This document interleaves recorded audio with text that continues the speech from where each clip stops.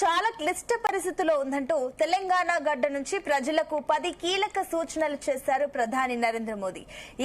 ఏడాది వరకు బంగారం కొనొద్దని పిలుపునిచ్చారు. విదేశీ టూర్లకు వెళ్లొద్దని, వంటకాల్లో ఆయిల్ తగ్గించాలని సూచించారు. పెట్రోల్, డీజిల్ వాడకం తగ్గించాలని కూడా చెప్పారు. ఇక ప్రధాని మోదీ ప్రకటన పైన భిన్న వాదనలైతే వస్తున్నాయి. దేశం కోసమేనని కొందరు చెప్తుంటే అటు దేశాన్ని గడ్డు పరిస్థితుల్లోకి నెట్టేశారని అటు రాహుల్ గాంధీ సెటైర్లు వేస్తున్నారు. మరోవైపు మోదీ ప్రకటనతో బంగారం షాపుల్లో అయితే రద్దీ తగ్గింది. మోదీ ఎందుకు ప్రజలకు 10 సూచనలు చేశారు? విపక్షాలు ఆరోపిస్తున్నట్లు దేశం క్లిష్ట పరిస్థితుల్లో ఉందా అనే అంశం గురించి కూడా మనం డిస్కస్ చేయబోతున్నాం. దీని గురించి మనకు క్లారిటీ ఇవ్వడానికి మా చీఫ్ ఎడిటర్ భరత్ సిద్ధంగా ఉన్నారు. Bharat, good evening. So Bharat, ఒకటి క్లియర్, దేశం క్లిష్ట పరిస్థితుల్లో ఉందా అంటూ కూడా రాహుల్ గాంధీ ప్రధాని మోదీ మాట్లాడిన తర్వాత సెటైర్స్ ఏవైతే వేస్తున్నారో ఆలోచింపజేసే రకంగా ఉన్నాయి, కన్ఫ్యూజ్ చేసే రకంగా కూడా ఉన్నాయి. ఏంటి, నిజంగానే ప్రధాని మాట్లాడిన తర్వాత వింటుంటే మన దేశం నిజంగా అంత ప్రమాదంలో ఉందా, క్లిష్ట పరిస్థితుల్లో ఉందా? నరేంద్ర మోడీ దేశం క్లిష్ట పరిస్థితుల్లో ఉందని చెప్పలేదు.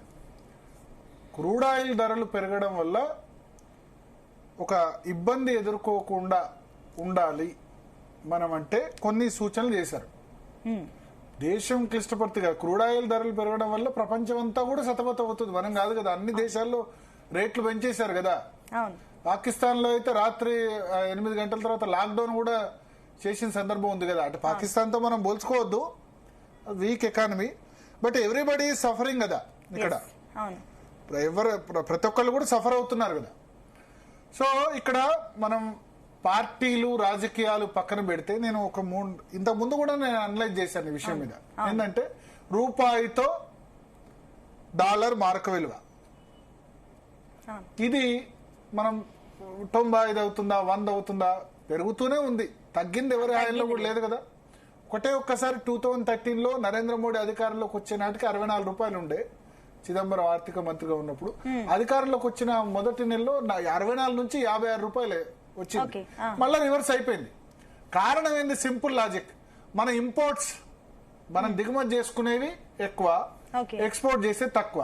మన పాపులేషన్ 140 కోట్లు కదా. మన కన్జంప్షన్ ఏదైనా ఎక్కువనే ఉంటుంది. ఫుడ్ అయినా, గోల్డ్ అయినా, క్రూడ్ ఆయిల్ అయినా ఏదైనా ఎక్కువ ఉంటుంది. 2 కోట్ల 3 కోట్ల పాపులేషన్ దేశాలు దిగుమతి చేసుకునేది తక్కువ ఉంటాయి కదా. పంటలైతే మనం పండిస్తాం. ఇప్పుడు వరి ఉంది, మన రికార్డు ప్రొడక్షన్, కానీ మనమే తింటాం.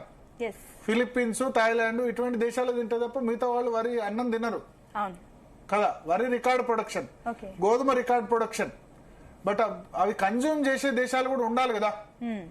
డైరీ అంటే మనకే 140 కోట్లు దాటి మనం ఎక్స్పోర్ట్ ఏం చేస్తున్నాం మేజర్ గా? టెక్స్టైల్ అంటే దుస్తులు, జౌళి, చేనేత, textile major export. Pharma, medicines, 40% bulk drugs Hyderabad నుంచే పోతున్నాయి. ఐటీ, సాఫ్ట్వేర్, హార్డ్వేర్ లో వెనకబడి ఉన్నాం, ఎలక్ట్రానిక్స్ లో వెనకబడి ఉన్నాం. సో ఇప్పుడు ఐటీ ఎక్స్పోర్ట్స్ కూడా ఆర్టిఫిషియల్ ఇంటెలిజెన్స్ తర్వాత వచ్చిన తర్వాత దాని సిచ్యువేషన్ ఏందో తెలియదు. చాలా మంది తెలుసు, ఐటీ ఇండస్ట్రీలో ఉన్న వాళ్ళకి దాని ఫ్యూచర్ ఏందో అర్థం కావట్లేదు. సో సింపుల్ లాజిక్, డాలర్ తో రూపాయి మారక విలువ పెరగాలంటే, 95 రూపాయలు ఉన్నది ఇక్కడే ఆగాలంటే, లేదా ఇంకా తక్కువ కావాలంటే ఏం చేయాలి? ఎక్స్పోర్ట్స్ పెరగాలి, ఇంపోర్ట్ తగ్గాలి. అంటే ఒకటి భరత్, ఇందాక మీరు చెప్పారు కదా 64 రూపీస్ నుంచి 54 రూపీస్ కి వచ్చేస్తుంది, అప్పుడు పడిపోయింది 56.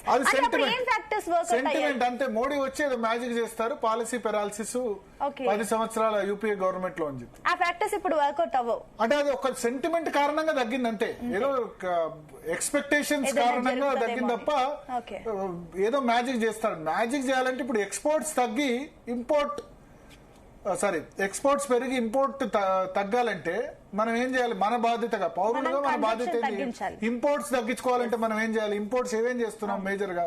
నేను ఇంతకుముందు చెప్పాను, క్రూడ్ ఆయిల్, ముడి చమురు వాడుతున్నాం, దాని నుంచి ఈవీకి కన్వర్ట్ కావాలి. కానీ ఈవీ వెహికల్స్ కు ఒక ఛాలెంజ్ ఉంది. ఎలక్ట్రిక్ వెహికల్స్ కు చేంజ్ కావాలంటే ఎలక్ట్రిక్ వెహికల్ ఛార్జింగ్ ఫెసిలిటీస్ లేవు దేశంలో. అయితే సిటీలో నడిపే వాళ్ళు ఈవీకి ఫిక్స్ కావచ్చు. సిటీలో 70-80 కిలోమీటర్లకు మించి రోజు 20 కిలోమీటర్లు పోయేవాళ్ళు కావచ్చు. కానీ అది అనుకున్నంత వేగంగా ఈవీ అడాప్షన్ జరగట్లా, చైనాలో జరిగినంతగా జరగట్లేదు.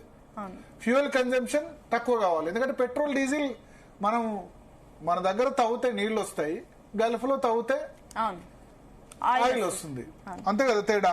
అది మనం తెచ్చుకోలేము, ఎంత చేసినా 15%, మిగతా 85% దిగుమతి చేసుకోవాల్సిందే, ఎప్పటికీ ఆధారపడి ఉండాల్సిందే. అందుకని దాన్ని తగ్గించుకోవాలి అని చెప్పారు. స్టేషన్స్ పెంచాలి, ఇక్కడ ఈవీ అడాప్షన్ పెంచుకోవాలి. ఈవీ దేనిలో చేయొచ్చు? 2 వీలర్స్, 3 వీలర్స్, 4 వీలర్స్. లారీలు ఈవీ చేస్తే అది ఎంత మేరకు ఉంటుందో సగం, హెవీ వెహికల్స్ లో కష్టం. ఇప్పుడు రైల్వే ఉంది, మొత్తం ఎలక్ట్రిక్ విద్యుదీకరణ జరిగింది, ప్రాబ్లం లేదు. సో అటువంటి సెక్టార్ లో చేయగలిగినంత చేస్తే ఒక 15-20% అయినా మనం వేరే దేశాల మీద తగ్గుతుంది కదా, ఇటువంటి కాన్ఫ్లిక్ట్స్, ఇటువంటి విభేద ఇష్యూస్ వచ్చినప్పుడు. మంచిదే కదా చెప్పింది. ఇంకోటి గోల్డ్ 1 year వరకు కొనద్దు అని చెప్పేసి, గోల్డ్ 1,52,000 రూపాయలు పెట్టి గోల్డ్ కొనాల్సిన సిచ్యువేషన్, ఒక బబుల్ ఏర్పడ్డది. ఎందుకు? ట్రంప్ వల్ల. ట్రంప్ టారిఫ్స్ విధించాడు, ఆ తర్వాత ఇరాన్. ఎప్పుడు మార్కెట్ లో, ఈక్విటీ మార్కెట్స్ లో, స్టాక్ మార్కెట్ లో అన్సర్టినిటీ ఎప్పుడు ఉంటుందో గోల్డ్ అప్పుడు పెరుగుతుంది. ఎందుకంటే గోల్డ్ అప్పుడు ఇన్వెస్ట్ చేస్తారు. ఇప్పుడు 1.5 year గా అదే జరుగుతుంది కదా. ముఖ్యంగా సెంట్రల్ బ్యాంక్స్ ఉంటాయి, చైనా గానీ, భారత రిజర్వ్ బ్యాంక్స్ గానీ అన్ని కొనడంతో అవుతున్నాయి. కానీ దీంతో పాటు చాలా మంది ఇప్పుడు మన దానిలో కూడా రోజుకి 20 రూపాయలు, 100 రూపాయలు పెట్టి గోల్డ్ కొంటున్న వాళ్ళు, ఇన్వెస్ట్మెంట్ ఉన్నవారు చాలా మంది ఉన్నారు. కానీ ఏం జరుగుతుందంటే దీనివల్ల గోల్డ్ మన దగ్గర లేదు, సౌత్ ఆఫ్రికా నుంచో, ఆస్ట్రేలియా నుంచో, వేరే కంట్రీస్ నుంచి రావాలి. మరి మనం అది ఇంపోర్ట్ చేసుకోవడమే కదా. సో అత్యవసరం అయితే తప్ప, అత్యవసరం అంటే పెళ్లి ఫంక్షన్స్ ఉంటే గోల్డ్ కొనండి. గోల్డ్ ని ఇన్వెస్ట్ చేస్తే దాని ద్వారా ఇబ్బంది అవుతుంది కదా దేశానికి. ఒకటి భరత్, ఇంకోటి ఒక 1 year వరకు కొనకండి. కొనకుంటే ఇప్పుడు ఇన్వెస్ట్మెంట్ ఆప్షన్ గా దాన్ని చూజ్ చేసుకోకండి. ఒకటి మీరు అన్నట్లు అంత బల్క్ లో అమౌంట్ పెట్టలేరు కాబట్టి ఇప్పుడు ఫోన్ పే, గూగుల్ పే, ఏ యాప్ పేమెంట్ ఏది చేసే యాప్ లో కూడా వచ్చేసాయి. డైలీ ఇన్వెస్ట్మెంట్ లాగా వస్తున్నాయి ఆప్షన్స్, బ్లింక్ అవుతున్నాయి. దానికి టెంప్ట్ అవుతున్నారు. డైలీ 10 రూపాయలే కదా, ఏమొస్తుంది, గోల్డ్ వస్తుంది కదా అన్న ఇంట్రెస్ట్ తో జనాలు పెట్టేస్తున్నారు. అవును, అదే డిజిటల్ గోల్డ్ వల్ల కంటే ఫిజికల్ గోల్డ్ వల్ల ఇంకా ఎక్కువ నష్టం. అందుకని గోల్డ్, సావరిన్ గోల్డ్ బాల్స్ అప్పుడు పెట్టారు. ఇప్పుడు పెరుగుతుంది కదా రేటు అని కొంటున్నారు. ఇంట్లో పెళ్లి ఉంటే లేకపోతే అవసరాలు ఉంటే ఓకే గానీ కొనుక్కుంటూ పోతున్నారు. సో వేరే దేశాల నుంచి దిగుమతి చేసుకోవాలి, మన దగ్గర లేదు. కోలార్ గోల్డ్ ఫీల్డ్ బంద్ అయిపోయింది, KGF. సింపుల్, మన దేశంలో లేనివి ఆయిల్ కన్జంప్షన్, పామ్ ఆయిల్ పెంచాలి. గతంలో బీఆర్ఎస్ ప్రభుత్వం 20 లక్షల ఎకరాలు చేస్తామన్నారు, 2 లక్షల ఎకరాల వరకు వచ్చారు. ఇంకొక 2-3 లక్షల వరి విపరీతంగా పండిస్తున్నారు. మనం తినేదానికంటే 7 times ఎక్కువ మనం పండిస్తున్నాం. దాని బదులు ఆయిల్ పామ్ పండిస్తే కనుక మనం మలేషియా నుంచి, వేరే దేశాల నుంచి దిగుమతి చేసుకోకుండా బాగుంటుంది కదా. దాని మోడీ ఏం చెప్పారు? ఆయిల్ తక్కువ తినండి, తక్కువ తింటే మీ హెల్త్ బాగుంటుంది, ఆరోగ్యం బాగుంటుంది, దేశ ఆరోగ్యం కూడా బాగుంటుందని చెప్పారు. సో ఇవన్నీ కూడా ఇప్పుడు ఎలక్షన్స్ అయిపోయినాయి కాబట్టి దేశం విపత్తులో ఉందని కాదు, దేశానికి వచ్చిన ఇబ్బంది ఏం లేదు, మన ఎకానమీ బానే ఉంది. కానీ దీనివల్ల డెఫినెట్ గా రోజుకు 1700 కోట్ల నష్టం ఆయిల్ కంపెనీలకు వస్తుంది కదా. కానీ ఇప్పుడు భారతదేశం ఒక్క దేశంలోనే పెంచలేదు. పెట్రోల్ డీజిల్ రేట్లు పెంచుతారేమో, రేపు ఎల్లుండో పెంచినా పెంచొచ్చు. అంటే మీరేమనుకుంటున్నారు? డబుల్ అయింది, 60 ఉన్నది కాస్త 100 దాటింది. అండర్ రికవరీస్ ఆయిల్ కంపెనీలు ఎన్ని రోజులను భరిస్తాయి కదా. పెంచుతేనేమో మళ్ళీ ఇప్పుడు బస్సు ఛార్జీల నుంచి ఆటో ఛార్జీల వరకు అన్ని పెరుగుతాయి. ఓలా పెరుగుతుంది, ఉబర్ పెరుగుతుంది, అన్ని పెరుగుతాయి. సో ఎట్లా మరి దీనికి సొల్యూషన్? లాంగ్ టర్మ్, ఇవన్నీ కూడా లాంగ్ టర్మ్ సొల్యూషన్స్.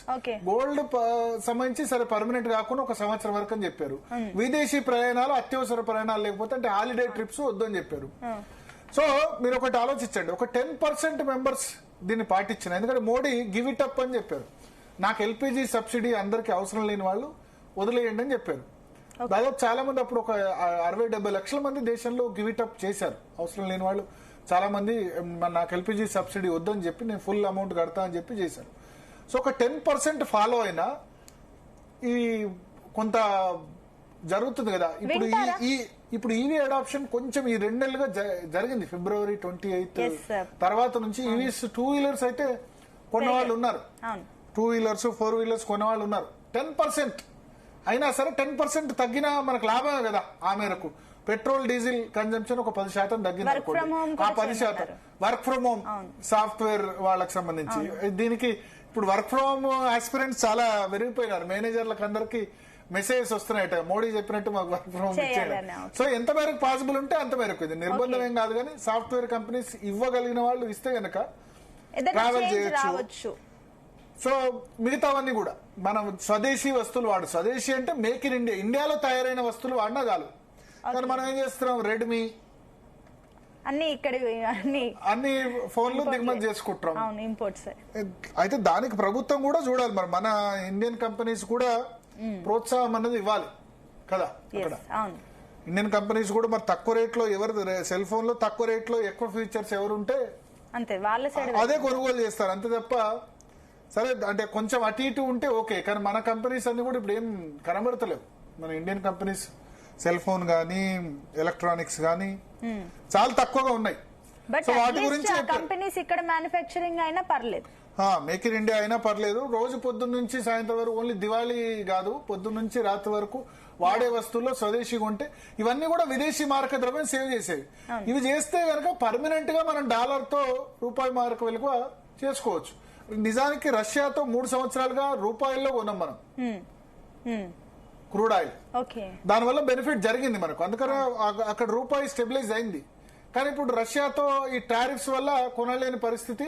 ఇప్పుడు రష్యా దగ్గర కొనేవాళ్ళు కూడా ఎక్కువైనారు. అప్పుడు ఎవరు కొనేవాళ్ళు లేరు, ఇప్పుడు కొనేవాళ్ళు చాలా మంది ఉన్నారు. సో ఇవన్నీ ప్రాబ్లమ్స్. చేస్తే మంచిదే. ప్రధాని ఒక పిలుపునిచ్చాడు. లాల్ బహదూర్ శాస్త్రి పాకిస్తాన్ తో యుద్ధ సందర్భంగా ఒక పిలుపునిచ్చారట. అప్పుడు ఏంటంటే ఒకటే పూట తినండి అని పిలుపునిస్తే చాలా మంది పాటించారట. అప్పుడు దేశంలో ఇన్ని రాజకీయాలు, ఇంత ప్రతిపక్షాలు లేవు. ఇప్పుడు ఏదో ఎకానమీ పోయి మనం అంతా బానే ఉంది కదా, ఎకానమీ గ్రోత్ అయితే బానే ఉంది. కాకపోతే పిలుపునిచ్చినంత మాత్రాన తప్పని కాదు. కరోనా సమయంలో కూడా లాక్డౌన్ ఆ పిలుపునిచ్చారు. నిర్బంధంగా అమలు చేశారనుకోండి వేరే విధంగా ఉంటుంది. స్వచ్ఛందంగా చెప్పారనుకోండి, ప్రధానమంత్రి చెప్పినప్పుడు ఒక 10-15% విన్నా సరే దీనిలో మంచిదే కదా, దేశానికి మంచిదే తప్ప నష్టం కాదు కదా. నిర్బంధంగా అమలు చేయట్లేదు. మాట్లాడదాం. మనతో పాటు అమర్ గారు ఉన్నారు, సారంగల్ అమర్నాథ్ గారు భారతీయ జనతా పార్టీ నుంచి, పాపారావు గారు ఉన్నారు, అదేవిధంగా డాక్టర్ పెంటపాటి పుల్లారావు గారు కూడా ఉన్నారు. ఎస్ పాపారావు గారు ఏమంటారు సార్ మోడీ సూచనల మీద? అన్మ్యూట్ చేయండి సార్. సార్ అన్మ్యూట్ చేసి మాట్లాడండి, మీ వాయిస్ రావట్లేదు. ఇప్పుడు ఓకే. మీరు తీసుకున్నంత లైట్ గా నేను దాన్ని తీసుకోవట్లా. Okay, every right to differ with మీ.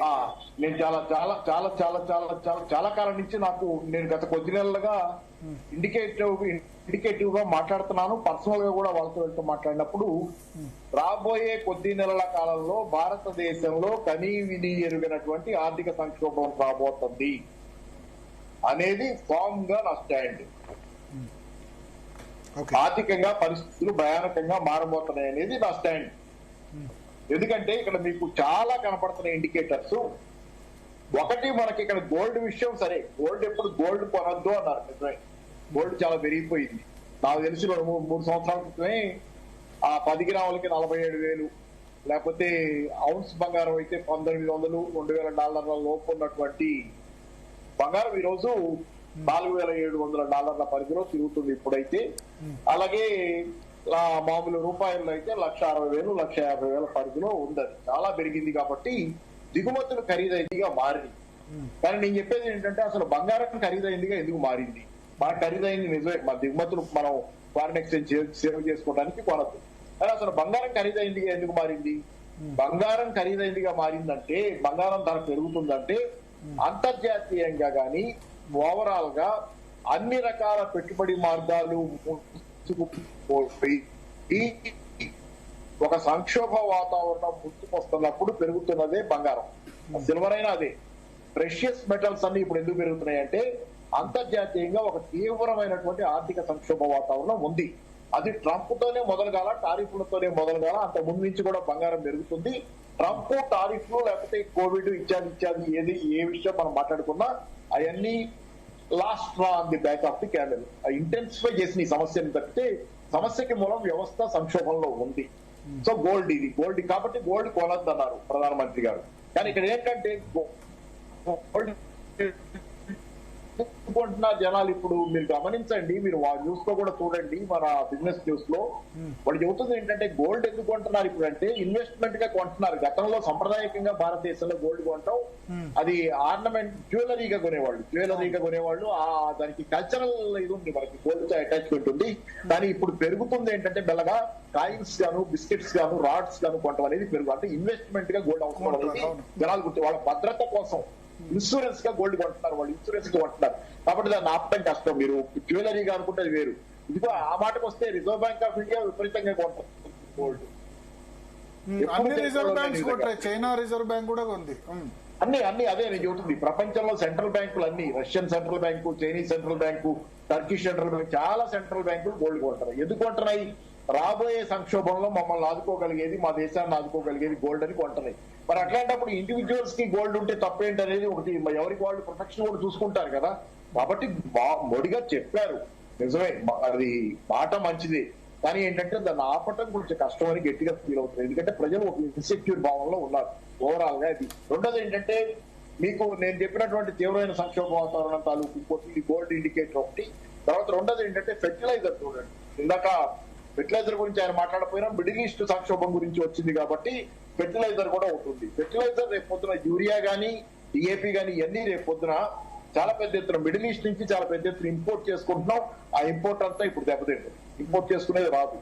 తర్వాత మీకు మనం ఎల్ఎన్జి ఇంపోర్ట్ చేసుకుని, లిక్విఫైడ్ న్యాచురల్ గ్యాస్ ఇంపోర్ట్ చేసుకుని దాని ద్వారా దాన్ని ఉపయోగించుకొని యూరియా లాంటివి తయారు చేసుకుంటున్నాం, ఎరువులు. ఎల్ఎన్జి ఇంపోర్ట్స్ మనకి ఖతార్ నుంచి ఆగిపోయినాయి. ఇవన్నీ మొన్నటిదాకా మనం మాట్లాడుతూనే ఉన్నాయి కదా. ఖతార్ నుంచి ఆగిపోయింది. ఖతార్ లో ఉత్పత్తి ఆగిపోయింది, 3 నుంచి 5 సంవత్సరాలు పట్టుద్ది. కాబట్టి మన దగ్గర ప్లాంట్లు ఉన్న ఉత్పత్తి కొంత మనం చేస్తున్నాం. దానివల్ల మనకేమవుతుంది, మన ఉత్పత్తి ఈ రోజు దెబ్బతింది. రేపు పొద్దున ఖరీఫ్ పంట జూన్ లో మొదలయ్యే నాటికి మనకి యూరియా కొరత ఉంటుంది. ఎందుకంటే 19-20 మిలియన్ల టన్నుల మేరకే మన దగ్గర యూరియా ఇప్పుడు మన అవసరం 39 మిలియన్ల టన్నులు సగమే ఉంది మన దగ్గర. కాబట్టి ఖరీఫ్ లో యూరియా కొరత రాబోతుంది. అందుకే ప్రకృతి వ్యవసాయం లాంటి మాటలు వస్తున్నాయి. అంత ముందు నుంచి ఉన్నాయి ఈ మాటలు. కానీ మీరు శ్రీలంకలో లేకపోతే micro urea, sorry nano urea, అవన్నీ అట్లా వర్కౌట్ అవటంలా పాపారావు గారు, సారీ డిస్టర్బ్ చేస్తారు మిమ్మల్ని. వెంటపాటి పుల్లారావు గారు వేరే డిబేట్ కి వెళ్ళాలట అర్జెంట్ గా. సో ఒకసారి తీసుకొని మళ్ళీ వస్తాను. ఎస్ పుల్లారావు గారు, మోడీవి చెప్పిన వాటిని పాటిస్తే నిజంగా లాభం జరుగుతుందా? ఒకటి, ఎంతమంది పాటించే అవకాశం ఉంది దీన్ని? ఒకటి, మహాత్మా గాంధీ ఏమన్నారంటే, be the change you want. నువ్వు మార్చవలసింది నువ్వు చేయన్నారు. మే 9, మే 10 కల్కటాకి ఎన్ని ప్రైవేట్ అండ్ బిజినెస్ జెట్స్ వెళ్ళినాయి ఆ ప్రమాణ స్వీకారానికి. ఉదాహరణ చెప్తాం, ఎంత ఖర్చు అయిపోయింది. ఇలాంటి ఆయన తప్పకుండా ఆయన చెప్పింది 100% కరెక్ట్. కానీ ఉదాహరణ చూడాలి కదా ప్రజలు. ఒకటి. రెండోది, ఆయిల్ కంపెనీలు రోజుకి 1500 కోట్లు 1500 కోట్లు నష్టం వస్తుందంటే 2010లో పెట్రోల్ అడ్మినిస్టర్డ్ ప్రైస్ మెకానిజం అది తీసేసి ఇంటర్నేషనల్ మార్కెట్ లీక్ చేస్తే మన్మోహన్ సింగ్ గవర్నమెంట్ పడిపోయిన టైంలో దాదాపు $150 ఉన్నప్పుడు పెట్టిన ధరలు ఈ పెట్రోల్ ధర 2014 నుంచి ఈవేళ వరకు ఒక 3 నెలల క్రితం వరకు ఆయిల్ ధర బాగా పడిపోయింది ఇంటర్నేషనల్ మార్కెట్. కానీ మీరు తగ్గించలేదే. ఆయిల్ కంపెనీలు ఏం చేసినాయి? నెలకి అప్పుడు ఎంత లాభం ఇచ్చేవారు? 60,000 కోట్లు 50,000 కోట్లు నెలకి. ఏం చేసేది ఈ సొమ్మంతా? అంటే గవర్నమెంట్ కి ఇచ్చారా? ఆ ప్రాఫిట్స్ చూడాలి. పాపారావు గారు లాంటి వాళ్ళు ఏం చేశారు? సొమ్ము కేంద్ర ప్రభుత్వానికి ఐఓసీ, బీపీసీఎల్ ఇవంతా కేంద్ర ప్రభుత్వానికి ఏం చేశారా చెప్పమంటారా? ఏం చేశారో చెప్పమంటారా? చెప్పండి. కంపెనీ పెట్రోల్ పంప్స్ పెట్టారు లూటీ చేయటానికి. ఎవరు కొనకుండా వాళ్ళే పెట్టారు. ప్రైవేట్ వాళ్ళు తీసి పెద్ద చూడండి, హైదరాబాద్ లో సిటీలో పెద్ద బంక్స్. మార్కెటింగ్ కి ఇది ఫ్రీగా వెళ్ళే మార్కెటింగ్ వస్తువు మీరు చేస్తారా? పబ్లిక్ సెక్టర్ కంపెనీ ఆ కన్జ్యూమర్ కి ఎంత ఖర్చు అవుతుంది? సో ఇది అన్ని మోడీ గారు చెప్పి 100% కరెక్ట్. దానికి ఉదాహరణ ఎక్కడున్నారు? ఆయిల్ కంపెనీ ఏంటి? వాళ్ళ పారాగాన్ లో వర్చువా, వాళ్ళ high expenses, high styles, operating cost $150 ఉన్నప్పుడు ఈ ధర పెట్టారు. పెట్రోల్ 2014 నుంచి డీజిల్ కూడా రెగ్యులేటెడ్ సెక్టర్ నుంచి తీశారు. 12 సంవత్సరాలు దాదాపు ధరలు తక్కువ ఉన్నాయి. అప్పుడు ఎవరు ఏమనలేదే. ఎటు ధరలు తగ్గించలేదప్పుడు. ధర పడిపోతే ఇంటర్నేషనల్ తగ్గిస్తా అన్నారే. ఎందుకు తగ్గించలేదు? పెంచడానికి మోసం చేయడం పబ్లిక్ అంటున్నా. ఎందుకంటే వాళ్ళు భరించలేరు. మీరు ఆ పెట్రోల్ పంప్స్ ఎన్ని ఉన్నాయి? 1,00,000 పెట్రోల్ పంప్స్ ఉన్నాయి. ఒకవేళ అమ్ముకుంటే ఎన్ని కోట్లు వస్తాయి?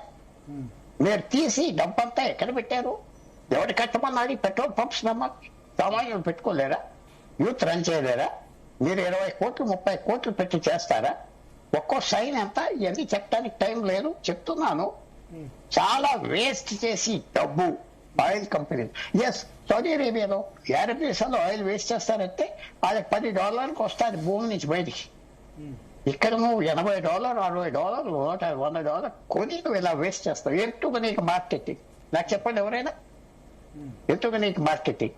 ఆ సొమ్మంతా తీసి అక్కడ పెట్టి రీసైక్లింగ్, నేను కరప్షన్ అన్నా, ఎవరో కరప్ట్ కాదు ఇదంటారు, వేస్ట్ అంట. సో ఇవన్నీ పనికిరావు భరత్ గారు. మీరు మీ ఉదాహరణ చూపెడితే ప్రజలు ఉంటారు. మీరు ఉదాహరణ లేనప్పుడు ఎవరో మీ మోరల్ స్టాన్స్ మీకు లేదు. ఓకే, మిగతావి గోల్డ్ బయింగ్ కానీ మిగతావి కానీ గోల్డ్ కూడా is, in uncertainty, insecurity. GST వచ్చాక విపరీతంగా పెంచేశారు. పబ్లిక్ ని చేతిలో డబ్బు లేదు. అప్పుడు 1 year ఆ 2024 ఎలక్షన్ సెట్ బ్యాక్ తర్వాత మోడీ గారు అర్థం చేసుకున్నాడు, పబ్లిక్ కి క్యాష్ లేదు చేతిలో, మీరు ట్యాక్స్ చేస్తున్నారు. అప్పుడు రివర్స్ చేశారు. 7-8 సంవత్సరాలు మీ జోబులో ఉన్న డబ్బంతా పట్టుకుపోయారు. ఎట్లా ఖర్చు పెట్టారు? పెట్రోల్ స్టేషన్స్ పెట్టుకున్నారా? సో దేఫో ఇప్పుడు ఆయన తగ్గించారు. సో నేను ఏమంటున్నానంటే, మీరు ధరలు పెరగకుండా ఉంటే ఎకానమీ మొదలుగా చెప్తాను. ఎస్, కొద్దిగా నామినల్ గా పెంచండి, $2 $3 కానీ $50 ఎంత వేస్ట్ చేస్తారు. నేను కాదని చెప్పమనండి, ఇంకో లిమిట్కి వస్తా. ఈ పెట్రోల్ పంప్స్ ఏంటి 3 దేశం అంతా అలాగే అబ్జెక్ట్ చేశారు. మోడీ పిలుపుకు రెస్పాండ్ అయ్యే అవకాశం ఉందా పబ్లిక్ గోల్డ్ బయింగ్ అదేం లేదండి. అది విషయంలో, వర్క్ ఫ్రమ్ హోమ్ విషయంలో, వర్క్ ఫ్రమ్ హోమ్ కంపెనీస్ అవస్థ బట్టి అవసరం బట్టి చేస్తారు. అవన్నీ లైఫ్ స్టైల్స్. మెయిన్ థింగ్స్ నేను కోరేది, హోప్ చేసేది గవర్నమెంట్ ధరలు పెంచుకోవడం. నాతో ఎవరైనా వచ్చి ధరలు ఇంటర్నేషనల్ పెరిగినప్పుడు 2014 నుంచి పడిపోతే ఎందుకు తగ్గిస్తున్నారు రాష్ట్ర ప్రభుత్వాలు, సెంట్రల్ గవర్నమెంట్? మనకి లీటర్ $50 రావాలి, అప్పుడు మీ చేతి నిండా డబ్బులుదే. సో ఇది ఈ ఆర్గ్యుమెంట్ వ్యాలిడ్ కాదు. చాలా జాగ్రత్తగా గవర్నమెంట్ ఎకానమీని పాస్ చేయకూడదు. ఫారెన్ ఇన్వెస్టర్స్ అందరూ బయట పారిపోయారు, ఎందుకంటే ఇండియా కొంచెం అన్సర్టన్ గా ఉంది. కేర్ఫుల్ గా హ్యాండిల్ చేయాలి ఎకానమీ. పుల్లారావు గారు, చిన్న మీకు ఎడిషన్, పైగా వీళ్ళు ఏం చెబుతారంటే లాసెస్ అని ఎప్పుడు చెప్పరు ఆయిల్ కంపెనీలు, అంటారు. మాకు రావాల్సినంత రావటం లేదంటారు. దొంగ మాట, పక్కా దొంగ మాట. నేను ఇంకో మాట అంటే, ఈ ఆయిల్ కంపెనీలు గవర్నమెంట్ది కాదు, మనయ్. The most wasteful public sector thing in the world. ఏం కొంటున్నారు స్పాట్ ప్రైసెస్ లో చెప్పుకోవటానికి ఇంకోసారి డిబేట్ పెడితే I will be very grateful. Bharat గారు, థ్యాంక్ యూ. పాపారావు గారు గేమ్ మీద భరత్ గారు నమస్కారం. Thank you Pullarao. So Amar, ఇప్పుడు వాళ్ళు ఇందాక ఇద్దరు పెద్ద మనుషులు చెప్పింది విన్నాను. మొట్టమొదట పాయింట్ ఏంటంటే, గోల్డ్ ఇంపోర్ట్స్ మన భారతదేశంలో దాదాపు 90% ఉంటాయి. ఈ 90% ఉన్న గోల్డ్ ఇంపోర్ట్స్ గత 6-7 నెలలుగా తగ్గించుకుంటూ వస్తుంది. అంటే గవర్నమెంట్ ఆఫ్ ఇండియానే ఇన్వెస్ట్మెంట్ పర్పస్ లో, అంటే ఇది ఇవాళ కాదు, పోస్ట్ వరల్డ్ వార్ 2 సినారియోలో కావచ్చు, అంతకు ముందు కావచ్చు, చాలా కంట్రీస్ చాలా స్ట్రాటజిక్ గా చేసిన, అంటే గోల్డ్ ను చాలా స్టోర్ చేయడము, లేకుంటే బులియన్ ను స్టోర్ చేయడం అనేది ఒక ఏమంటే వ్యూహాత్మక చర్యగానే మనం చేస్తాం. సో గత 1.5-2 years గా ఇండియా కూడా hundreds of tons of gold Hamas చేసి పెట్టింది. ఎందుకు? రేపు పొద్దున ఈ పోస్ట్ వార్ సినారియోలో, అంటే Iran versus America post war సినారియోలో మనం చాలా స్ట్రాంగ్ ఎకనామిక్ పవర్ గా ఎమర్జ్ కావాలనే ఉద్దేశంతో. అయితే ఆల్రెడీ చాలా తగ్గిపోయింది. ఇప్పుడు మోడీ గారు చెప్తున్నారంటే, తను ఇందాక పుల్లారావు గారు చెప్తున్నారు కదా, what you teach, what you practice. So he has already done it. Government October లో దాదాపు $14 billion worth of gold import చేసింది. ఇప్పుడు ఏప్రిల్కి వచ్చేసరికి అది $1.5 బిలియన్ కు తగ్గిపోయింది. సో ఇంపోర్ట్ చాలా వరకు తగ్గిపోతున్నది. ఎందుకంటే government of India RBI buying తగ్గింది కాబట్టి నేను చెప్పేది ఇది జనరల్ ఇంపోర్ట్ $1 to $1.5 బిలియన్ ఉంటుంది. మిగతా అంతా ఆర్బీఐ అయితే ఇంపోర్ట్ చేసి అమాస్ చేస్తుందో అది దాదాపు జీరో అయిపోయింది. రెండో విషయం క్రూడ్ ఆయిల్.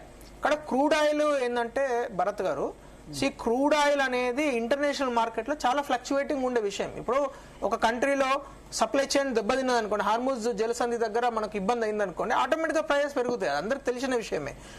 అలాంటి సినారియోలో భారతదేశం ఎట్లా ప్రిపేర్ అయి ఉండాలి, భారత ప్రజలకు ఏ విధంగా ఇబ్బంది లేకుండా. ఇప్పుడు గత ఎన్నో రోజులుగా మనం చూస్తున్నాం, యుద్ధం స్టార్ట్ అయ్యి దాదాపు 2 నెలలుగా వస్తున్నది. ఇప్పటి వరకు ₹1 కూడా పెట్రోల్ పైన డీజిల్ మీద పెంచలేదు.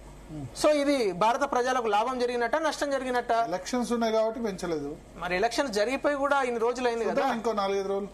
ప్లస్ నిన్న మోడీ గారు చాలా కేటగోరికల్ గా చెప్పారు, మేము పెంచబోవట్లేదు అనేది చెప్పారు వారు. ఎందుకంటే మేము పెంచట్లేదు అంటే దాని అర్థం పెంచబోవట్లేదు అని. మూడో విషయం ఏమొస్తున్నది యూరియా అండ్ ఫర్టిలైజర్. ఇప్పుడు యూరియా దాదాపు వారు ఇందాక పాపారావు గారు 50% అంటున్నారు, but urea we import only 17 to 18%, and fertiliser మిగతా డిఏపి అవి ఆల్మోస్ట్ 45 to 50%. సో ఈ రెండు చూసినప్పుడు గత 3-4 సంవత్సరాలుగా కంటిన్యూస్ గా న్యాచురల్ ఫార్మింగ్, తర్వాత ఫెర్మెంటెడ్ ఆర్గానిక్ మాన్యూర్ అంటే ఆర్గానిక్ ఫర్టిలైజర్ పైన కంటిన్యూస్ గా గవర్నమెంట్ ఆఫ్ ఇండియా క్యాంపెయిన్ చేస్తూనే ఉన్నది. అది ఎక్కడ దొరుకుతుంది? సిబిజీ ప్లాంట్లలో దొరుకుతుంది. అంటే ఏదైతే అవేర్నెస్ కలిగించాలి కదా. ఎగ్జాక్ట్లీ అదే నేను అంటున్నాను. ఇప్పుడు నానో యూరియా వల్ల సరిగ్గా దిగుబడి రావట్లేదు అన్న పర్సెప్షన్ ఉంది రైతుల్లో. అంటే జనరల్ గా ఏముంటుంది, ఫెర్టిలైజర్ కన్జంప్షన్ విషయంలో కూడా అవగాహన లేని చేయరు ఏదైనా. కరెక్ట్. రైతులను మనం ఎప్పుడు తప్పు పట్టొద్దు. మనం వాళ్ళకి అవగాహన కల్పించే ప్రాసెస్ ను తప్పు పట్టాలి. ఎందుకంటే రైతులు ఏంది, ఇప్పుడు ఈ సంవత్సరం సపోజ్ 50 బస్తాలు పండింది అనుకోండి, నెక్స్ట్ ఇయర్ సేమ్ అదే పంట వేసినప్పుడు 50 బస్తాలు పండకుండా రైతు వరి అయిపోతాడు. ఎందుకంటే వ్యవసాయం అనేది చాలా రిస్కీ బిజినెస్. అది it is also a business, one kind of a business, but it is highly risky business. పైనుంచి వర్షం పడాలి, కింద నుంచి వాటర్ రావాలి, ఏ పంటకు పురుగు రావద్దు, ఇన్ని రకాల వేరియబుల్స్ మధ్యలో వ్యవసాయం జరుగుతుంది. మీకు వేరే ఏ బిజినెస్ లో లేనంత రిస్క్ వ్యవసాయంలో ఉంటుంది. కాబట్టి రైతు వరి కావడంలో, రైతు యాంగ్షియస్ గా ఉండడంలో తప్పు లేదు. కానీ ఆ అవగాహన కల్పించే ప్రాసెస్ లో మనం ఇంకా ఇంకా ఇంకా ఓవర్కమ్ చేయాల్సిన అక్కర ఉన్నది. ఈ 3 విషయాలు ప్రధానంగా చర్చించడం జరిగింది. దాంతో పాటు నిన్న నితిన్ గడ్కరీ గారు అండ్ అశ్విని వైష్ణవ్ గారు కూడా ఈ విషయాన్ని ఇంకా పునరుద్ఘాటిస్తూ ఇంకా అడిషన్ గా వాళ్ళు ఏం చెప్పారంటే, మనం ఏవైతే ఎక్స్పోర్ట్స్ చేస్తాం, ఇప్పుడు నేను ఒక ఎగ్జాంపుల్ చెప్తా. చైనా గత 14 సంవత్సరాలుగా, take it from me, the last 14 to 15 years వాళ్ళ కంట్రీ నుంచి ఎవరు ఒక యువాన్ అంటే చైనీస్ ఆర్ఎంబి అంటాం కదా, $1 ఎక్స్పోర్ట్ చేస్తే దానిలో 11 పైసలు అంటే 11% government of China will give as an incentive. అంటే వాళ్ళు ఒక $100 billion వర్త్ ఆఫ్ డాలర్స్ వాళ్ళు గిట్ట తీసుకురాగలిగితే ఎక్స్పోర్ట్ చేసి, దానిలో 11% ఇన్సెంటివ్ ఇస్తుంది Chinese government. Not in the form of money, in the form of land, in the form of infrastructure. Currency విలువ తనే తగ్గించుకుంది కదా. ఎందుకు? ఎక్స్పోర్ట్స్ పెంచడానికి. ఇప్పుడు భారతదేశంకు కూడా ఎక్స్పోర్ట్ ఓరియంటెడ్. మనం ఆల్రెడీ సిఏబి అంటే కరెంట్ అఫైర్ సిఏడి అంటాం కదా, కరెంట్ అకౌంట్ డిఫిసిట్ ఆల్మోస్ట్ మొన్నటి బడ్జెట్ లో చెప్పినట్టు 0.5% వచ్చేసినాం. ఆల్మోస్ట్ ఎగుమతులు దిగుమతులు ఈక్వల్ గా ఉన్నాయి. ఈ 2 నెలల నుంచి మాత్రం చాలా దాదాపు $100 billion worth of foreign exchange reserves ను తగ్గాల్సి వచ్చింది ఇండియాలో, బికాస్ ఆఫ్ ఆయిల్ ఇంపోర్ట్స్ కావచ్చు, because of this gold imports కావచ్చు, ఇలాంటి విషయాల వల్ల. అయితే to conclude my entire argument, 2 పాయింట్లు క్లియర్ గా అర్థమవుతున్నాయి భరత్ గారు. ఒకటి, భారత ప్రధాని నరేంద్ర మోడీ గారు ఇంతకు ముందు ఏ అప్పీల్ చేసినా కూడా భారత ప్రజలు 100% దాన్ని ఫాలో అయినారు స్వచ్ఛందంగా. ఇప్పుడు మీ ఇందాక ఒక మంచి ఎగ్జాంపుల్, గివ్ ఇట్ అప్ అంటే కేవలం ఒక 3-4 రోజులలో 1.5 crore people have already done it. 1.5 crore people అంటే సామాన్యమైన విషయం కాదు. దానిలో భారతీయ జనతా పార్టీ ఓటర్లు ఉంటారు, భారతీయ జనతా పార్టీ ఓటర్లు కాని వాళ్ళు కనెక్షన్స్ 30 కోట్ల కనెక్షన్స్ ఉంటాయి.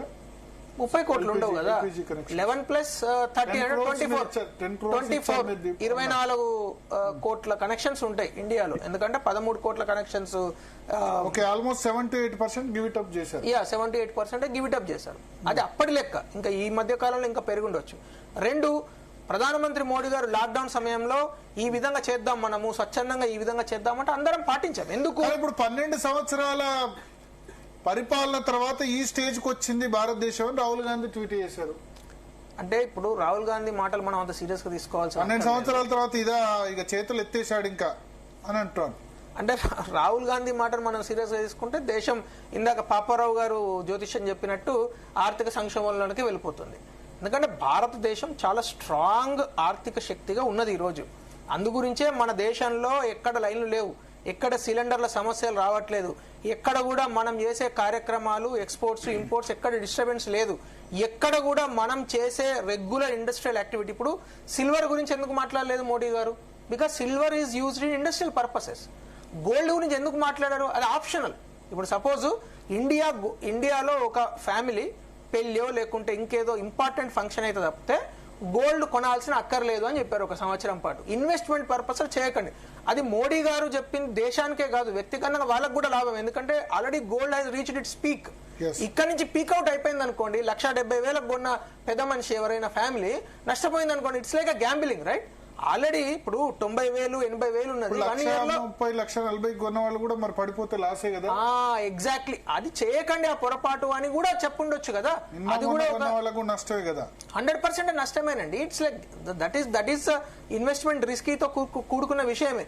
కానీ ఆల్రెడీ ఇంత బబుల్ అయినప్పుడు ఇప్పుడు మనందరం కూడా ఎంతో కొంత ఇన్వెస్ట్ చేస్తూ ఉంటాం. ఆల్రెడీ చాలా బబుల్ అయిపోయింది, దీనికి సబ్స్టాన్షియల్ రీజన్స్ లేవు, ఓన్లీ ఇంటర్నేషనల్ అంతర్జాతీయ సమస్యలు మాత్రమే, సప్లై చైన్ మాత్రమే కారణం అన్నప్పుడు why should be put in gold? ఎందుకు గోల్డ్ పెట్టడానికి కారణం ఏం చెప్పండి? ఒక ఇన్వెస్ట్మెంట్ తప్పితే గోల్డ్ కు వేరే యూసేజ్ ఏం లేదు కదా, ఫ్యామిలీస్ లో గానీ ఇండస్ట్రీస్ లో గానీ. ఫ్యామిలీస్ లో యూసేజ్ ఉంది కదా, ఆడవాళ్ళు ఇష్టపడతారు. అదే అంటే యూసేజ్ ఇన్ ద సెన్స్ ఆభరణంగా తప్పితే దాన్ని మనం యూజ్ చేసి వేరే దాని కింద మనం యూజ్ చేయం కదా. అంటే సపోజ్ సిల్వర్ అనుకోండి, ఇండస్ట్రియల్ పర్పస్ ఉంటుంది, కాపర్, ఇవన్నిటికి కూడా ఇండస్ట్రియల్ పర్పసెస్ ఉంటాయి. సో భారతీయ జాతీయవాదిగా ఎవరైనా సరే, దేశం మీద ప్రేమ ఉన్న ఏ వ్యక్తి అయినా కూడా మోడీ గారు చెప్పే దానిలో ఒక రీజన్ ఉంది.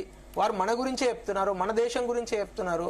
మీకు ఒక చిన్న కథ ఉంటుంది కదా, ఒక ముసలి వ్యక్తి మామిడి టెంకను నాటుతూ ఉంటాడు. రాజు ఆ దారిలో వచ్చి అడుగుతాడు, నువ్వు చూస్తే రేపు మాప చనిపోయే వాళ్ళగా ఉన్నావు, ఎందుకు నాటుతున్నావు అంటే, అయ్యా ఇది నా గురించి కాదు, రాబోయే తరాల గురించి నేను నాటుతున్నా. రేపు ఒక 20 సంవత్సరాలు 15 సంవత్సరాల తర్వాత ఇక్కడ నుంచి వెళ్లే బాటసారులకు, ఇక్కడ పిల్లలు ఆడుకునే వాళ్ళకు ఇది నీడను కల్పిస్తుంది, పనులు ఇస్తుంది అని చెప్తాడు.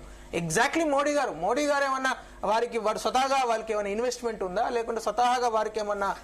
కానీ ఇప్పుడు ఈ నిర్ణయం వల్ల జ్యువెలరీ షాప్స్ మీద ఆధారపడ్డ వాళ్ళు చాలా మంది గోల్డ్ బయింగ్, అది ఎంప్లాయ్మెంట్ లాస్, డెఫినెట్లీ అండి. విదేశీ ప్రయాణాలు, ట్రావెల్ దానిలో ఉన్న ఇండస్ట్రీ ఎఫెక్ట్ అవుతుంది. ఎగ్జాక్ట్లీ అదే చెప్తాను, హోటల్స్ ఎఫెక్ట్ అవుతాయి, ఇవన్నీ కూడా. అట్ ద సేమ్ టైం దానికి కౌంటర్ బ్యాలెన్స్ ఉంటుంది కదా.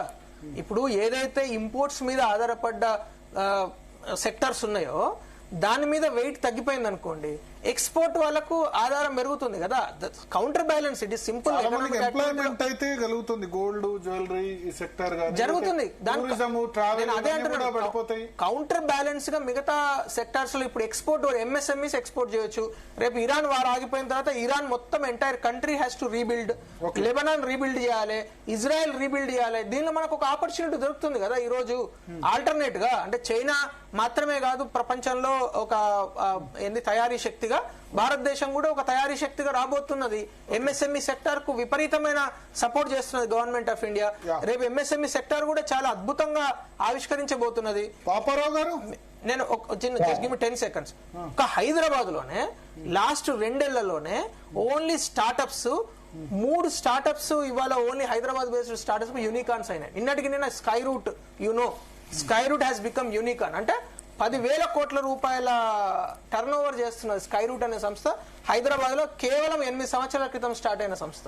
అంటే మీరు అర్థం చేసుకోండి, ఈ రోజు భారతదేశంలో ఉన్న కంపెనీలు, స్టార్ట్అప్స్ ఎంత అద్భుతంగా, ఎంత స్పీడ్ గా వృద్ధి చెందుతున్నాయి. ఎందుకు చెందుతున్నది?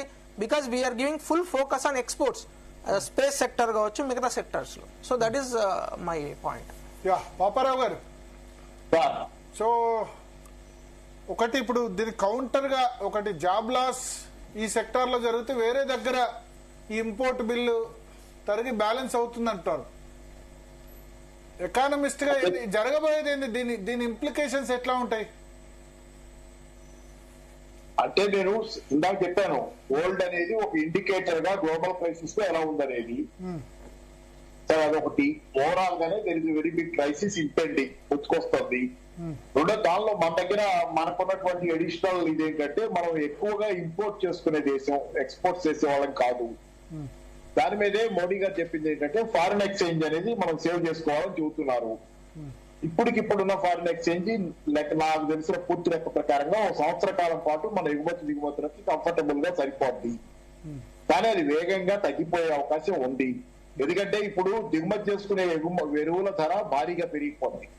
ఎరువుల ధర భారీగా పెరిగితే ఎరువుల ఇంపోర్ట్ కాస్ట్ చాలా పెరుగుద్ది. దానివల్ల ఎక్కువ ఫారిన్ ఎక్స్చేంజ్ ఖర్చు అవుతుంది. అలాగే గోల్డ్ ఇంపోర్ట్స్ కి చాలా ఖర్చు అవుతుంది. అలాగే crude oil, petrol, diesel. Crude oil ఇప్పుడు $120 ఏదో ఉంది బ్యారెల్. ఇంకా అది కూడా పెరిగే అవకాశాలు ఉంటాయి. అది ఇన్నిటి తర్వాత అది కాకుండా మనకి ఇంకా చాలా ఉన్నాయి మనం దిగుమతి చేసుకున్నాయి. ఇది వంట నూనెలు ఇవన్నీ దాని గురించి కూడా చెప్పారు, వంట నూనెలు కూడా పరిమితంగా వాడండి, ఎక్కువ వాడద్దని. సో ఇవన్నీ దిగుమతి చేసుకుంటాం కాబట్టి వీటన్నిటికీ అన్నిటి ధర పెరిగినప్పుడు అన్నిటికీ మనం కట్టేది పెరుగుద్ది. రెండో పక్కన ఏమవుతుంది, మనకు వచ్చేది తగ్గుతుంది. ఫారిన్ ఎక్స్చేంజ్ ఏదైతే మనం సంపాదించుకుంటామో తగ్గుతుంది. ఎందుకంటే ఎఫ్డిఐ ఉంది, ఫారిన్ డైరెక్ట్ ఇన్వెస్ట్మెంట్, అది కూడా ఫారిన్ ఎక్స్చేంజ్ తెస్తుంది. కానీ ఇప్పుడు ఏమవుతుంది, ఫారిన్ ఎక్స్చేంజ్ మనకి ఎఫ్డిఐ రావటం కంటే పోవటం ఎక్కువ ఉంది. భారతదేశం నుంచి వెళ్లి విదేశాల్లో పెట్టుబడులు పెడుతున్నారు చాలా మంది, డబ్బులు తీసుకెళ్లి ఇక్కడి నుంచి. వాళ్ళు ఏం తీసుకెళ్తారు, కరెన్సీ విదేశీ మార్కెట్ ప్రయోజనంలో తీసుకెళ్తారు అక్కడ పెట్టుబడులు పెట్టాలంటే. దేశంలోకి వచ్చే పెట్టుబడుల కంటే దేశం నుంచి బయటికి పోయే పెట్టుబడులు ఎక్కువ ఉన్నాయి. సో అది మైనస్ మనకి దాకా తగ్గుతుంది. రెండోది షేర్ మార్కెట్ లో పెట్టుబడులు వస్తాయి, హాట్ మనీ రకరకాలుగా ఎఫ్ఐఐలు తెస్తాయి ఫారిన్ కరెన్సీ. ఆ ఫారిన్ కరెన్సీ కూడా షేర్ మార్కెట్ డోల్డ్రమ్స్ లో ఉంది, ఆ పరిస్థితి బాగాలేదు కాబట్టి దానిలోకి వచ్చేది కూడా తగ్గే, రూపాయి విలువ పడిపోతుంది ఓ పక్క. మూడోది మనకి రెమిటెన్సెస్ రావాలి. 137 బిలియన్ల డాలర్లతో ఈ సంవత్సరం కూడా రికార్డు స్థాయి రెమిటెన్సెస్ ఉన్నాయి. కానీ మధ్యప్రాచ్యంలో చాలా పెద్ద సంక్షోభం దృష్ట్యా అక్కడ ఎంప్లాయ్మెంట్ అనేది డోల్డ్రమ్స్ లో ఉంది. ఎక్కడ మనకు అక్కడ సుమారుగా 37-38 బిలియన్ల డాలర్లు మధ్యప్రాచ్యం నుంచి మనకు వస్తుంది రెమిటెన్సెస్. అవి ప్రమాదంలో ఉన్నాయి ఈ రోజు. అక్కడ ఏమవుతా ఎంప్లాయ్మెంట్ అనేది ఒకటి. రెండోది అమెరికన్ రెమిటెన్సెస్ చాలా ఉన్నాయి. అమెరికా నుంచి కూడా ఎంతో నాకు నెంబర్ తెలియదు కానీ చాలా పెద్ద ఎత్తున మనకి డబ్బులు పంపుతారు. అది ట్రంప్ వచ్చిన తర్వాత, ట్రంప్ చాలా మోకాలు పెట్టిన తర్వాత చాలా విషయాల్లో మనకు అక్కడ ఏ జాబ్స్ ఉంటాయో ఎంత వస్తాయో అది డోల్డ్రమ్స్. సో రెమిటెన్సెస్ తగ్గుతున్నటువంటివి. సో ఓవరాల్ ఏమవుతుంది, మీకు మీ ఖర్చులు ఎక్కువ, మీ ఆదాయం తక్కువ, ఆ వస్తున్న ఆదాయం కూడా దెబ్బతినే ప్రమాదం ఏర్పడింది. సో ఇంబ్యాలెన్స్ లో మీరు కూర్చొని తింటే కొండలైనా కరిగిపోతాయని మీకు ఇప్పుడు మీ ఫారిన్ ఎక్స్చేంజ్ ఇప్పుడు ఎంత ఉంది, మన విదేశీ మార్కెట్ నిల్వలు 690 బిలియన్ల డాలర్ల దాకా ఉన్నాయి నిన్నటి లెక్క ప్రకారం. అవి ఎన్నాళ్ళు రావు కూర్చొని తింటే. మీకు ఆదాయం ఓ పక్క వస్తుంటే ఓ పక్క ఖర్చు పెడితే బ్యాలెన్స్ అవుతుంది. కానీ ఇది ప్రమాదకరమైనటువంటి పరిస్థితి. ఎందుకంటే 91లో మనం చూసాం, అప్పుడు విదేశీ మారక ద్రవ్య నిల్వలు 15 రోజులకి అడుగంటిపోయినాయి. ఆ 15 రోజులకి దాటి సరిపోయే లేవు. ఆ స్థితిలో మనం బంగారం తాకట్టు పెట్టి విదేశీ మారక ద్రవ్యం తెచ్చుకున్నాం. బంగారం తాకట్టు పెడితే మనకి ఫారిన్ ఎక్స్చేంజ్ వచ్చింది. దాంతో మన ఎక్స్పోర్ట్స్ ఇంపోర్ట్స్ కి ఇబ్బంది లేకుండా అయ్యింది. మళ్ళీ అలాంటి పరిస్థితిలోకి వెళ్లే అవకాశం ఒకటి ఉంది, ప్రమాదం ఉంది. రెండోది ఏంటంటే ఇప్పుడు ధరలు పెరిగే ప్రమాదం. ధరలు అన్ని ఖచ్చితంగా పెరుగుతాయి సార్. ఆల్రెడీ ధరలు పెరిగినాయి, చాలా ధరలు ఆల్రెడీ పెరిగినాయి. వంట నూనెల ధరలు పెరిగినాయి. ఎల్పిజి పెరగడం వల్ల నగర ప్రాంతాల్లో చూడండి, వర్కర్స్, మైగ్రెంట్ వర్కర్స్, కన్స్ట్రక్షన్ ఏరియాలో కన్స్ట్రక్షన్ లో పనిచేసే వర్కర్స్ చాలా చోట్ల వెళ్ళిపోతున్నారు వాళ్ళకి ఎల్పిజి ధరకి. దానివల్ల కన్స్ట్రక్షన్ వర్కర్స్ దొరకటంలో చాలా మందికి ఇప్పుడు కాస్ట్ వాళ్ళకి పెరగలే కదా, కన్స్ట్రక్షన్ వర్కర్స్ కి పెరగలేదు. ఆ స్కీమ్ లో ఉన్న వాళ్ళకి, ఉజ్వల స్కీమ్ వాళ్ళకి ఏం పెంచలేదు, నార్మల్ వాళ్ళకే పెంచారు. ఓన్లీ కమర్షియల్ పెరిగిందండి, నార్మల్ ఓన్లీ 50 రూపీస్ పెరిగింది. కమర్షియల్ చాలా భరత్ గారు మీరు బిల్డర్లను అడగండి, మనకు తెలుస్తుంది. బిల్డర్లు చాలా మంది, మైగ్రెంట్ వర్కర్స్ చాలా మంది వెళ్ళిపోతున్నారు. ఎందుకంటే ఎల్పిజి మెయిన్ దెబ్బ మీకు అక్కడ నోయిడాలో. వాళ్ళకి ఉజ్వల స్కీమ్ కింద ఇస్తారు కదా అంటారా, ఉజ్వల స్కీమ్ కనెక్షన్స్ కదా అంటారా. పూర్కి ఉజ్వల స్కీమ్ రేట్ ఏం పెరగలేదు, 500 రూపాయలే లోపే ఉంది. రేట్ అంటే స్కేర్సిటీ వల్ల బ్లాక్ లో కొనాల్సి వస్తుంది. భరత్ గారు మీరు గమనించాల్సింది ఏంటంటే స్కేర్సిటీ వల్ల బ్లాక్ లోకి వెళ్లాల్సి వస్తుంది. ఇప్పుడు వెంటనే రావటంలా మీకు వస్తుంది. 5-6 రోజులు, ఇంతకుముందు ఒక రోజులో 3 రోజులు వస్తుంది. సిలిండర్ షార్టేజ్ మాత్రం ఉంది విపరీతంగా. కానీ ఇప్పుడు 1000 రూపాయలు పెరిగిన తర్వాత షార్టేజ్ తగ్గినట్టు. సార్ మేము కూడా సిలిండర్ మీదనే వండుకొని తింటాం సార్, కిరోసిన్ మీద వండుకొని తినాం. నేను చెప్పేది వినండి ఒక్క నిమిషం ప్లీజ్. నేను మీరు బయట కనుక్కోండి. తర్వాత నోయిడా ఇక్కడ జరిగిన సమ్మెలు, ఈ మధ్య వర్కర్స్ సమ్మెలు, జీతాలు పెంచమనే దానిలో కూడా ఎల్పిజి సిలిండర్ మేజర్ రోల్. ఆ సమయంలో కూడా ఎల్పిజి సిలిండర్ పెరగడం వల్ల కొన్ని, ఇప్పుడు నేను నిన్న మధ్యాహ్నం సండే లంచ్ కని వెళ్తే మేము థాలీ చేయము, కొన్ని మాత్రం అవైలబుల్ ఉన్నాయని చెప్తున్నారు. అది మాత్రం జరిగింది. కమర్షియల్ సిలిండర్ సర్వ్ చేయము, స్పెసిఫిక్ మాత్రమే. హోటల్స్ వాళ్ళ మెనూ చేంజ్ చేశారు చాలా చోట్ల. కొన్నిట్లో సిలిండర్ మార్చారు, కొన్ని చోట్ల ధరలు పెంచారు. కాదు, నేను అనేది ఏంటంటే వర్కర్స్ మీద ఇంపాక్ట్ చెప్తున్నా. లైఫ్ దీనికోసం వాళ్ళకి ఇన్ఫ్లేషన్ పెరిగింది, వాళ్ళకి దానికి ఖర్చులు పెరిగి వాళ్ళ ఆదాయం సరిపోయిన పరిస్థితి ఉంది. సో ఓవరాల్ అది ఇంకా పెరుగుద్ది అంటున్నా నేను. రేపు పొద్దున ఫుడ్ ఇన్ఫ్లేషన్ ఇంకా పెరుగుద్ది. ఎల్లినో సంవత్సరం ఇది మర్చిపోకండి. ఈ సంవత్సరం జూన్ తర్వాత, జూన్ జూలైలో కూడా వర్షాలు ఉండవాలి. చాలా సీరియస్ ఎల్లినో సంవత్సరం. దీనివల్ల వర్షాలు లేకపోతే వర్షాభావ పరిస్థితి వల్ల ఆహార ఉత్పత్తి తగ్గుద్ది. అదొకటి. ఒకటి ఇక్కడ చెప్పాలి, లాస్ట్ 2 ఎల్నినో ఇయర్స్ లో ఇండియాకు ఇబ్బంది రాలేదు. ఎందుకంటే లేదు అలా కాదు 3 సంవత్సరాలు 4 సంవత్సరాలకు ఒకసారి కదా. అలా కాదు 2015 తర్వాత నేను ఆథెంటిక్ గా చెబుతున్నాను. భరత్ గారు వినండి, నేను ఆంధ్రజ్యోతి పత్రికలో అప్పట్లో ఎలక్షన్ల ముందు 2024 ఎలక్షన్ల ముందు కొద్ది నెలల ముందు రాశా, కొన్ని నెలల ముందు 7-8 నెలల ముందే రాశా. రాబోయేది ఎల్నినో సంవత్సరం కాబట్టి ధరల పెరుగుదల ఉంటది. ఆ ధరల పెరుగుదల ఎఫెక్ట్ పార్లమెంట్ ఎలక్షన్ లో రూలింగ్ పార్టీ మీద పడుతుంది. వర్షాలకు సంబంధించి లాస్ట్ 2 ఎల్నినో ఇయర్స్ కూడా ఇండియా బాగానే వర్షాలు పడ్డాయి. 2015 కాదు అప్పుడు పడ్డది. ధరలు పెరిగినాయి. 2024 ఎలక్షన్ టైంకి ధరలు పెరగటం వల్లే బీజేపీ కూడా కొన్ని సీట్లు తగ్గి 240 సీట్లకు అది కన్ఫైన్ అవుతుంది కనుక ధరల పెరుగుదల కూడా ఒక మేజర్ ఇష్యూ ఆ రోజు. దానిలో ఎల్నినో పాత్ర కూడా ఉంది. ఎల్నినో పాత్ర నేను రాసే వ్యాసం ఆంధ్రజ్యోతిలో నాకు బాగా గుర్తుంది. నేను ఫస్ట్ ముందే రాసేదాన్ని. ఎల్నినో ఎఫెక్ట్ ఎలక్షన్ ఉండేది ఎంత ఉంటుంది అనేది రాశాను అప్పట్లో. సరే ఏదైనా ఈ సంవత్సరం ఖచ్చితంగా ఎల్నినో చాలా సీరియస్ ఉంటుంది. జూన్ జూలైలో కూడా దాని ఎఫెక్ట్ ఉంటుంది. సో దాన్నైతే దాని వల్ల. రెండోది ఏంటంటే ఫెర్టిలైజర్ కొరత వల్ల ఉత్పత్తి తగ్గుతుంది, ఆహార ఉత్పత్తి. ఫెర్టిలైజర్ కొరత ఇందాకే నేను డేటా కూడా చెప్పాను మీకు. మన దగ్గర ఉన్న ఫెర్టిలైజర్ ఇప్పుడు 19 మిలియన్ టన్స్ ఉంది, లేకపోతే 20 మిలియన్ టన్స్ లోపు. మనకు కావాల్సింది 39 మిలియన్ టన్స్, అంటే సగమే మన దగ్గర ఉంది. ఆ ఫెర్టిలైజర్ కొరత అనేది కూడేది కాదు, అది దొరకడం కష్టం. ఇప్పుడు చాలా మంది కాంపిటేటర్స్ ఉన్నారు ఎక్కడ తెచ్చుకోవాలన్నా. కాబట్టి ఏంటంటే అది తీవ్రంగా ప్రభావితం చేయబోతుంది ఉత్పత్తిని. కాబట్టి ఆహార ధాన్యాలు, నిత్యావసరాల ధరలు జూన్ అన్నది ఇప్పటికే పెరిగినాయి, ఇంకా కూడా పెరిగే ఇది ఉంది. ఇది బిగ్ క్రైసిస్. అదే కాదు, నేను ఇంకోటి కూడా చెబుతుంది ఏంటంటే యుఎన్ఓ అనుకుంటా చెప్పింది. యుఎన్ఓ ఏం చెప్పిందంటే ఆహార ధాన్యం నిత్యావసరాల కోసం, ఆహార పదార్థాలు వీటి కోసం బిడ్డింగ్ వస్తుందని చెప్పింది. అంటే వేలంపాట వస్తుంది. ప్రపంచంలో దేశాలు మార్కెట్లో, అంతర్జాతీయ మార్కెట్లో ఎక్కడ ఆహారం దొరికితే అక్కడికి పోయి వేలంపాట్లో పాట పాడుకుంటాయి. నేను ఇంత ఇస్తానంటే నేను ఇంత ఇస్తానంటే పోటాపోటీగా పోటీ పడి ధర పెంచి ఆహార ధాన్యాలు కొనుక్కుంటాయి. బిడ్డింగ్ వస్తుంది, ఆహార ధాన్యాలు బిడ్డింగ్. దానివల్ల డబ్బులు ఎక్కువ ఉన్నటువంటి దేశాలు, ధనిక దేశాలు ఆహార ధాన్యాలు సొంతం చేసుకోగలవు. లేని వాళ్ళకి ఆహార ధాన్యాలు దొరకవు. ఇంత సీరియస్ గా ఉంది problem. It's a very serious problem. అది చెప్పింది. నేను మొన్న పత్రికలో కూడా యుఎన్ఓ దగ్గర నుంచి వచ్చింది. మన స్టాండర్డ్ ఇదే వాళ్ళు. అందుకే కాబట్టి ఏంటి బిడ్డింగ్ వస్తుంది. బిడ్డింగ్ వచ్చినప్పుడు ఏంటంటే ఆహార ధాన్యాలు చాలా కొరత వస్తున్నప్పుడు అది మీకేమవుతుంది, మీ దగ్గర డబ్బులున్నా కొనాలంటే మార్కెట్ లో ధరలు ఆహార ధాన్యం దొరకని పరిస్థితి కూడా ఉంటుంది ధరలు పెరగడంతో పాటు. శ్రీలంకలో జరిగింది అదే కదా. ప్రకృతి వ్యవసాయం అని పోయారు. ఫెర్టిలైజర్ తగ్గించండి అంటున్నారు. ఇప్పుడు ఫెర్టిలైజర్ తగ్గించాలి. యూరియా అన్నెసరిగా రైతులు కొంత ఎక్కువ వాడుతుంది కూడా నిజమే, అది కూడా తప్పే. కానీ ఏంటంటే ఇప్పటికిప్పుడు ఫెర్టిలైజర్ మీరు తగ్గిస్తే పంట ఉత్పత్తి దారుణంగా పడిపోద్ది. శ్రీలంకలో జరిగింది అదే. ఫెర్టిలైజర్ వాడకాన్ని ఆపేసి వాళ్ళు ప్రకృతి వ్యవసాయం ఉంటే నేననే తిండి గింజలు ఇప్పుడు వరి 7 times ఎక్కువ తెలంగాణ ప్రొడ్యూస్ చేస్తుంది. అదే నేను అంటుంది. అవన్నీ పడిపోతే కనుక కాదు, అవన్నీ పడిపోతే ఉత్పత్తి పడిపోతే 4 సంవత్సరాలకు సరిపడా ఫుడ్ గ్రెయిన్స్ నిల్వలు భారతదేశంలో ఉన్నాయి. 4-5 సంవత్సరాలు సరిపడా. మధ్యకాలంలో మనం మీరు గుర్తుంటే కనుక ఇది ఎప్పుడు 2024 ఎలక్షన్ ముందు ఆ ప్రాంతంలోనే మన దగ్గర చాలా గోధుమలు ఉన్నాయని చెప్పి విపరీతంగా ఎగుమతి చేశారు. యుక్రెయిన్ వారు వచ్చింది కదా 2022లో. యుక్రెయిన్ వారు వచ్చినప్పుడు ప్రపంచంలో చాలా దేశాలు గోధుమలు దొరక కటకట్లాడుతుంటే రష్యా నుంచి, యుక్రెయిన్ నుంచి ఎగుమతులు ఆగిపోయి అప్పుడు మనం చాలా మందికి ఎగుమతి చేశాం. తర్వాత ఏమైంది, తీరా చూసుకుంటే మనకే కొరతలు వచ్చినాయి. ఎక్కువ చేసి ఎగుమతులు కొరత వస్తే అప్పుడు నార్త్ ఇండియా రైస్ మన పబ్లిక్ డిస్ట్రిబ్యూషన్ చౌకధరల దుకాణాల్లో గోధుమలు లేక ఇవ్వటానికి బియ్యం ఇచ్చారు. బియ్యం వాళ్ళు ఏం చేసుకుంటే అది వేరే విషయం. గోధుమలు లేక కొరత వచ్చి ఇచ్చారు. ఆ తర్వాత ఎక్స్పోర్ట్ ఆపారు. మళ్ళీ ఎక్స్పోర్ట్ గోధుమ ఆపితే ఏం చేశారు వీళ్ళు వ్యాపారస్తులు అత్యలివిగా గోధుమలు పిండి చేసి ఎక్స్పోర్ట్ చేయడం మొదలు పెట్టారు. గోధుమలు వద్దన్నారు కానీ పిండి వద్దలేదు కదా.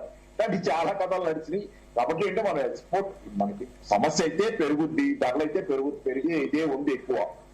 సమస్య ఉంది, చాలా తీవ్రంగానే సమస్య.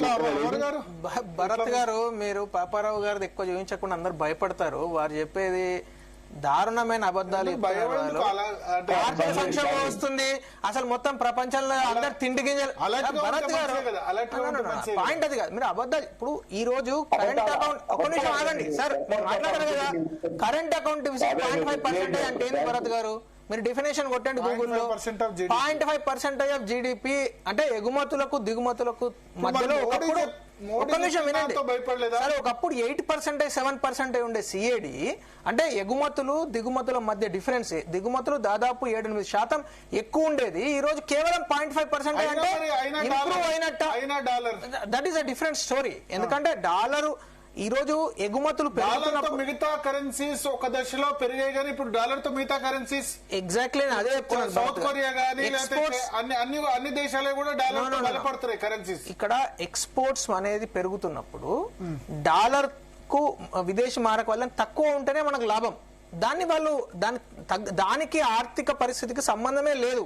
ఎప్పుడు మీరు ఏ ఒక క్వాలిటీ ఎకానమిస్ట్ అడిగినా కూడా వాళ్ళు చెప్తారు డాలర్ వర్సెస్ రూపీ. ఇప్పుడు మీరు సింపుల్ లాజిక్ మీరే ఇందాక మాట్లాడుతూ చెప్పారు, చైనా అనేది తన యువాన్ కరెన్సీని గత 15-16 ఏళ్లుగా ఒక 30 సార్లు తగ్గించి ఉంటది. ఎందుకు తగ్గిస్తున్నారు? అక్కడ కూడా మరి ప్రజలందరూ గొగ్గోలు పెట్టాలి కదా, అయ్యో అసలు తగ్గిపోతున్నది యువాన్ డాలర్ లో, మేమందరం చచ్చిపోతాం రేపు పొద్దున అనాలి కదా. ఎందుకంటే వాళ్ళు హ్యాపీగా ఎక్స్పోర్ట్ చేసుకుంటున్నారు. ఈ రోజు భారతదేశంలో కూడా ఎంఎస్ఎంఈ సెక్టర్ కావచ్చు, టెక్స్టైల్ సెక్టర్ కావచ్చు, అనేక హ్యాండీక్రాఫ్ట్ సెక్టర్ కావచ్చు, చిన్న చిన్న బొమ్మలు తయారు చేసే సెక్టర్ కావచ్చు, అనేక సెక్టార్లు. ప్లస్ మీరు అన్నారు ఆల్రెడీ ఇందాక మీరు స్టార్టింగ్ మాట్లాడుతూ కూడా చాలా క్లియర్గా చెప్పారు, ఐటీ కావచ్చు, ఆర్టిఫిషియల్ ఇంటెలిజెన్స్ కావచ్చు. మీరు మొబైల్ ఫోన్స్ గురించి ఎగ్జాంపుల్ చెప్పారు.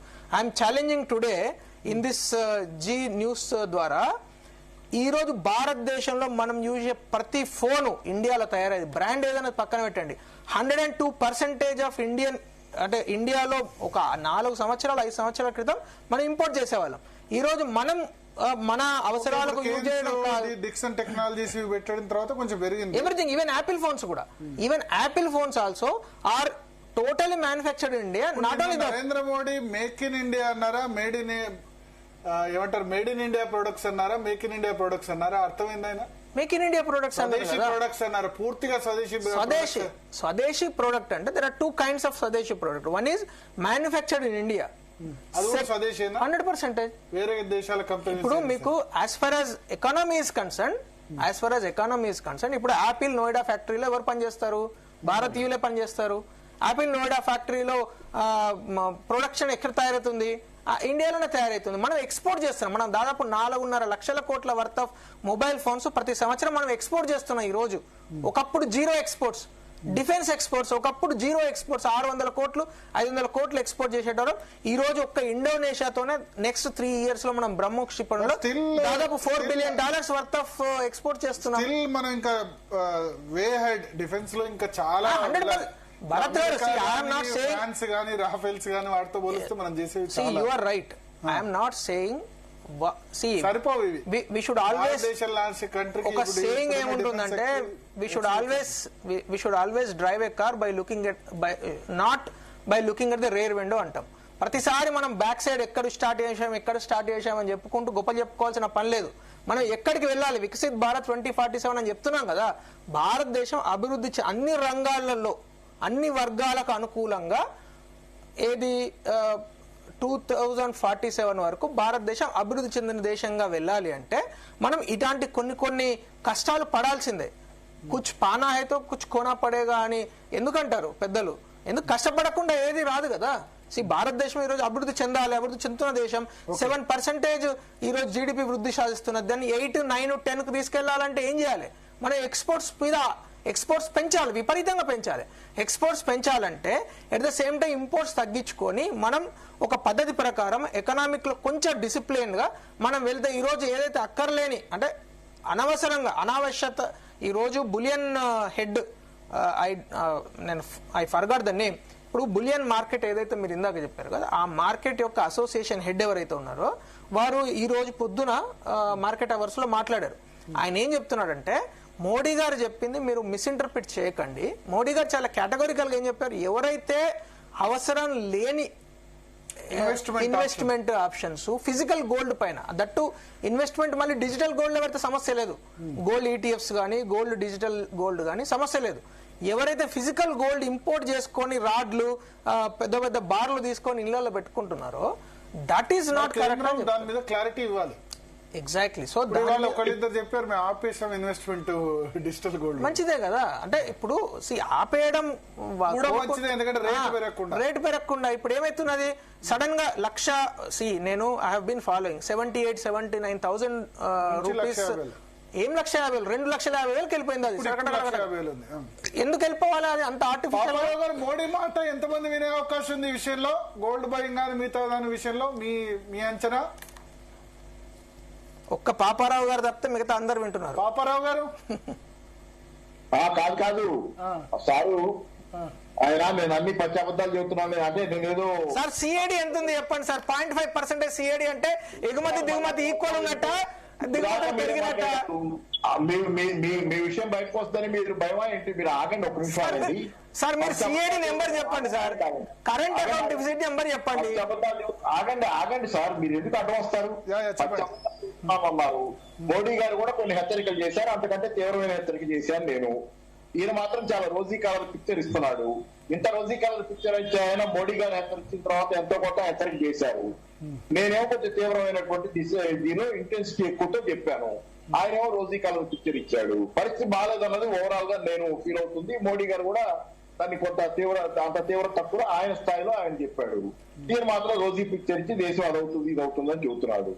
మరి ఇప్పుడు నేను అబద్ధం చెబుతున్నానా, మోడీ అబద్ధం చెబుతున్నారా, ఈయన అబద్ధం చెబుతున్నారా? ఓకే ఓకే కాదు, మీరు ఎంతమంది వినే అవకాశం ఉంది మోడీ మాట? అది తక్కువ అండి. ఇప్పుడు పరిస్థితి బాగాలేదు, ఎవరికి వాళ్ళు జాగ్రత్త, ఎవరి జాగ్రత్త వాళ్ళు ఉంటున్నారు. వినరు అంటే విదేశీ ప్రయాణాలు, గోల్డ్ బయింగ్, గోల్డ్ కొనడము, విదేశీ ప్రయాణాలు ఇవన్నీ ఆగుతాయా, ఆగవా?